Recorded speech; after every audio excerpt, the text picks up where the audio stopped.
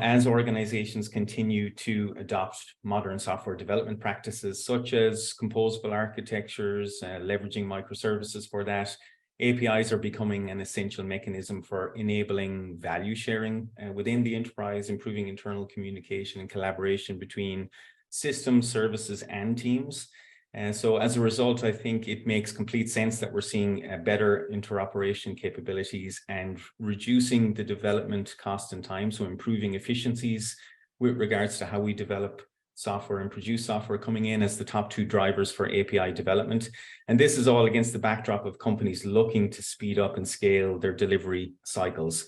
Another interesting trend that we're seeing this year is the steady increase in APIs for accelerating digital transformation. So that's jumped from 33% in 2020 up to 47% in this year's survey. For me, that's not a great surprise, but I think it really does kind of shine the light on the fact that there's a continued recognition within organizations that they need to be able to quickly adapt and innovate and respond to this ever-changing technical landscape. APIs are critical to be able to do that.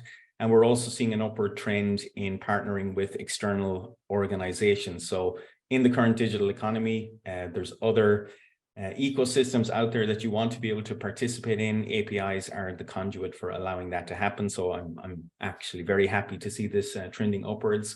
What also stands out for me is the importance of APIs for regulatory and compliance purposes.